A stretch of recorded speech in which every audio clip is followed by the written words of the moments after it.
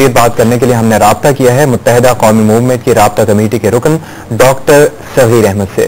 अस्सलाम वालेकुम डॉक्टर सगीर अहमद। वालेकुम सलाम। डॉक्टर साहब क्या कहेंगे सिद्दीकुल फारूक साहब के इस बयान पर? देखिए बात तो ये है कि मुझे अब ऐसा लग रहा है कि सिद्दीकुल फारूक साहब को सियासत छोड़ देनी चाहिए और अपनी पहली तवाज़ुन पहले सबसे पहले वो दुरुस्त करवाएं। और इस किस्म के बात जो वो कर रहे हैं आज 17 साल बाद, और बुनियादी तौर पर मैं समझता हूँ जो ब्रिगेडियर इम्तियाज साहब के इंकशाफात और नसीर अख्तर साहब के इंकशाफात के बाद तो वो जो खिसियानी बिल्ली खंबा नोचे वाला हिसाब है और वो बेसरोपा बातें कर रहे हैं कि आसिफ नवाज साहब से अल्ताफ भाई डील करके गए। बात यह है कि अल्ताफ भाई जब गए दुनिया के सामने था कि अल्ताफ भाई इलाज के लिए गए और अल्ताफ भाई संदूकचों में अपनी मालो जर समेट कर किसी डील के नतीजे में नहीं गए। तो सबसे पहले तो मैं उनसे ये अर्ज करना चाहता हूँ कि मुल्क की इतनी मोहब्बत और इतनी सरशारी का जज्बा था तो उनको डील करके इस मुल्क से रातों रात की तारीकी में अपना मुंह छुपाकर भागने की जरूरत नहीं थी। सिद्दीकुल फारूक साहब को उस वक्त चाहिए था कि अपने कायद नवाज शरीफ साहब का हाथ पकड़ते और कहते कि कौम को उनकी जरूरत है। और बात यह है कि इतना जुल्म और सितम ढाने के बाद कि जहां शर्मसारी होनी चाहिए थी, जहां लहजों में निदामत होनी चाहिए थी, जहां कौम से माफी मांगने का जज्बा होना चाहिए था, वहां आज फिर कौम को गुमराह किया जा रहा है, वहां आज फिर कौम की आंखों में धूल झोंकी जा रही है। तो मैं सिद्दीकुल फारूक साहब से कहता हूं कि जनाब आपकी उम्र का तकाजा है, आपके अब मेरे ख्याल से हवास आपके मामला अब आपका दिमाग का साथ नहीं दे रहे, तो कौम के साथ मजीद बुरा मत कीजिए। कौम के साथ कम अज कम इतनी सिंसियरिटी जरूर रखें कि वो जमात जो इस मुल्क की वफादारी, जिसने 7 साल तवील ऑपरेशन में गुजारे, जिसके हजारों जिला वतन हुए, असीर हुए, जिसके कायद ने अपने भाई और भतीजे की कुर्बानी दी, उस कौम के लिए कम अज कम इस किस्म के अल्फाज इस्तेमाल करते हुए कई दफा सोचने की जरूरत है कि कौम को इसमें गुमराह ना करें। ये रवाना दरख्वास्त। डॉक्टर सगीर साहब, सिद्दीकुल फारूक साहब ने अपने बयान में यह भी कहा था कि जो ऑपरेशन शुरू हुआ था वो अल्ताफ हुसैन साहब की मर्जी से किया गया था और उन्होंने 89 अफराद की फहरिस्त दी थी जो उनके मुखालिफिन थे कि इनका खात्मा किया जाए। इस बारे में आप क्या कहेंगे? जी देखें, ये बात तो सिद्दीकुल फारूक साहब जो आज कर रहे हैं वो कोई नई बात नहीं है। अल्ताफ भाई हमेशा इस बात की शदोमत से निशानदेही करते आए हैं कि 72 मछलियां, 89 भी नहीं, उनको तो पता ही नहीं है ना, वो तो हाउस बिल्डिंग फाइनेंस कॉर्पोरेशन के उस वक्त वहां पे लूट कसूट का बाजार गर्म किया हुआ था, उनको क्या पता सियासत के बारे में।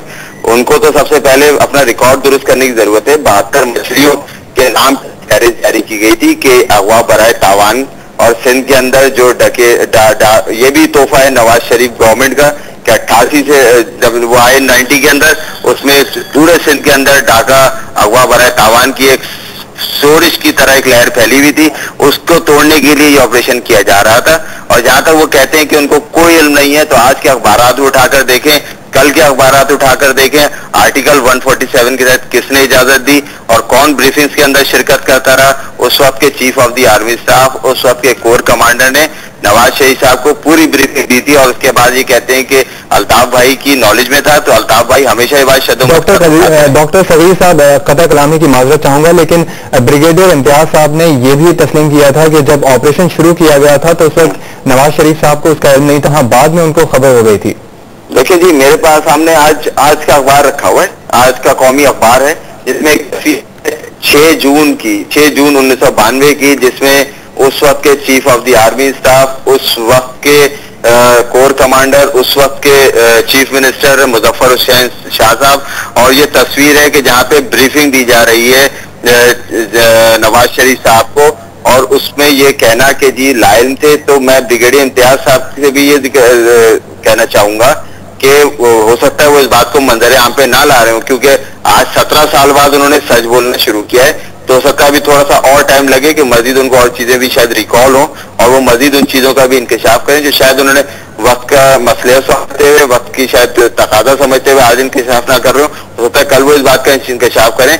जैसा आज इन दोनों ब्रिगेडियर नसीर कोर कमांडर जो थे उस वक्त नसीर अख्तर साहब और ब्रिगेडियर इम्तियाज साहब, दोनों ने जिस तरह आज कहा कि एमकेएम वाले हमारे भाई हैं, उनके साथ ज्यादती हुई है और उनपे एक ऑपरेशन मुसल्लत किया गया, तो हो सकता है कल को ये बातें भी एक्नॉलेज कर लें कि जी नवाज शरीफ साहब उस पर अपडेट थे और मीडिया रिकॉर्ड सबके सामने है कि नवाज शरीफ साहब प्रेस ब्रीफिंग में शरीक होते रहे। नवाज शरीफ साहब की तो शायद ये आदत है, उनकी शायद सियासत में ये चीज शामिल है। कारगिल पे भी उन्होंने यही मौका इख्तियार किया कि जी उनको नहीं पता है। अगर जहां पे मामलात इस नहज पे चले जाते हैं, जहां मुल्क की सलामती या कौम के साथ कोई ज्यादती होने लगती है, तो वो हमेशा ये मौका इख्तियार कर लेते हैं कि जी मेरे इल्म में नहीं था। ये कहकर बचना तो मेरे ख्याल से सबसे बदतरीन सियासी खयानत मैं इसको कहूंगा कि इसके अलावा इस पर मैं क्या अर्ज कर सकता हूँ। अच्छा डॉक्टर साहब, एक और बात सिद्दीकुल फारूक साहब ने कही कि ऑपरेशन का इरादा नहीं था, लेकिन मेजर कलीम को अगवा किया गया और बाद में उन पर शदीद तशद्दुद किया गया और वो मुत्तहिदा कौमी मूवमेंट के मरकज 90 से बरामद हुए। इस पर आप क्या कहना चाहेंगे?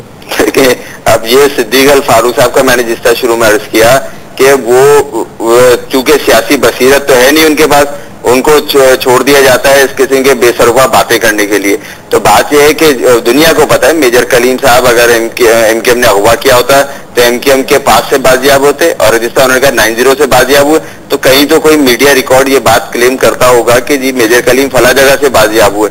तो ये तो मैं समझता हूँ कि मीडिया को इस वक्त चाहिए कि रिकॉर्ड की दुरुस्तगी के लिए और तारीख की दुरुस्तगी के लिए सिद्दीकुल फारूक साहब से ये पूछे कि जी ये बेसरोपा इल्जाम जो आप लगा रहे हैं इनकी कोई लॉजिक्स भी है? आप हर बात हवा में करते चले जा रहे हैं। प्रेस कॉन्फ्रेंस आपको एजेंडा दे दिया गया कि जाइए मीडिया पे एमके के खिलाफ ज़हरअफ़शानी करें, तो वो काम लेकर वो बैठ गए। तो बात ये कि अवाम की ना मेमोरी इतनी कमजोर है और ना अवाम के हाफजे इतने कमजोर हुए कि वो 17 साल पुरानी बातें भूल जाएं। और ये दुनिया को पता है कि मेजर कलीम ना एमकेएम ने अगवा किया, ना एमकेएम के पास से बरामद हुए, न 90 से बरामद हुए। दुनिया को पता है कोई नई बातें थोड़ी हैं। और आज ये जिस तरह से इल्जामात थोप रहे हैं, ये तो 17 साल पहले आप करके देख चुके हैं। आप अगवा बराए तावान भी, आप एमकेएम को गद्दारी के सर्टिफिकेट भी दे चुके हैं, आप एमकेएम पे बोरीबंद लाशों के इल्जामात भी दे चुके हैं, जबरी चंदे और भत्ते की बातें कर चुके हैं। आज ये बातें खुल चुकी हैं, आज दुनिया ने इसकी असलियत देख ली है। आपका जो झूठा प्रोपेगेंडा और उसका प्रचार था और आपका जो असल जो आपकी मस्ख शुदा जो आपकी शक्ल है सियासत में, आज दुनिया ने वो भी देख ली है। तो ये सब बेकार की बातें हैं।